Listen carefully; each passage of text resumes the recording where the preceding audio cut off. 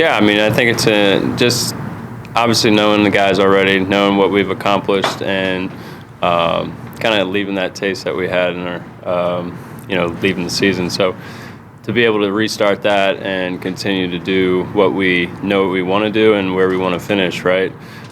We know what it takes to get to where we were, and to get to the next level past that is going to be huge. So to be able to just, kick it, get the new guys in, learn obviously all the new faces, but just to start from day one and reach that goal we need to go. Josh, did you work on anything in particular as you continue to improve all the time? Really just trying to focus on my slider. Obviously the changeup has been a pitch that I've really learned a lot, but I think that's in a good spot right now. So to really just get a good slider that's more consistent and being able to kind of make it a little bit harder. And we'll see how it goes. It's been showing up pretty well, so just got to obviously get hitters in the box, and obviously they'll tell me what I need to do to it. It was reported that your son had some medical issues last summer. Is everything sorted out? Oh, he's doing great, yeah. Do you think that going through that, the trade and all that, kind of impacted your season in the middle there last season? I was going through a slump. I think through this game, right, when you go well, you're eventually going to have that down. And that was kind of my down. I think I learned a lot through myself, learned, things that I mechanically was going through.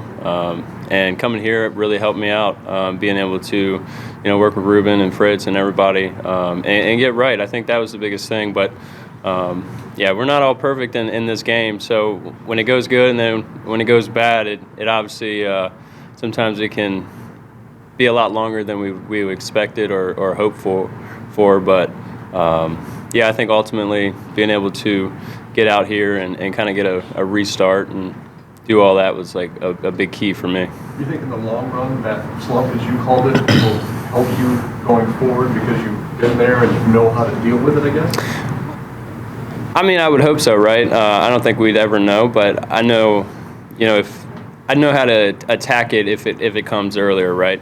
I won't be searching. I think that was the biggest thing, is I was trying to search for what I needed to do. But obviously, once we figured it out, got more reps into it, that was really the key for the turning point.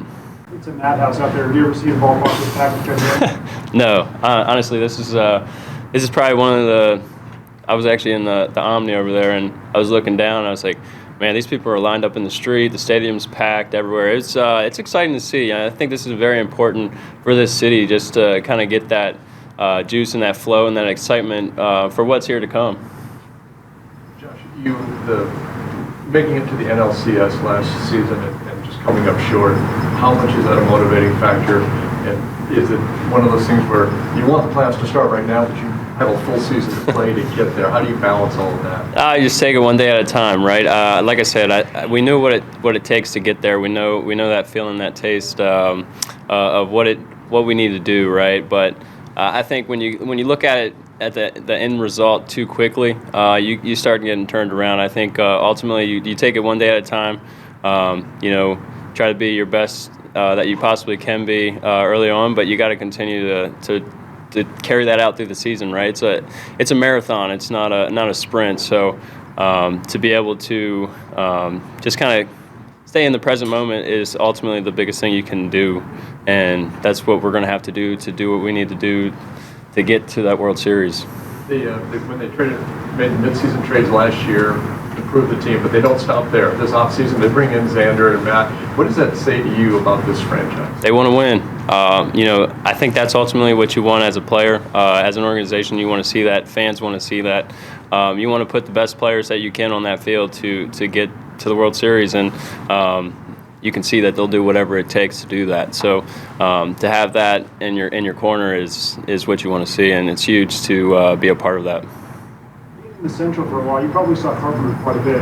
What does he bring to a ball club just from seeing him across the field? Just the way he goes about playing the game. I think ultimately he does everything right.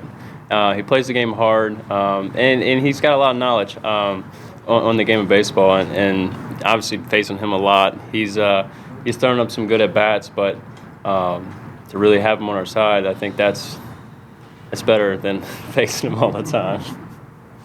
This year will be the Mexico series. What does it mean for you, that experience, international games, and if you've been before in Mexico?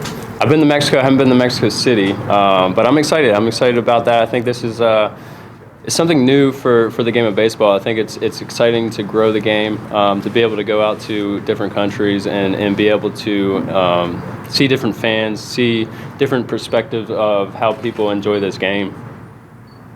One more question, guys. We talked in the playoffs about you getting up to triple digits, starting to throw some 100 miles an hour. Going through the arm care, going through the offseason, is there maybe even a little bit more in there?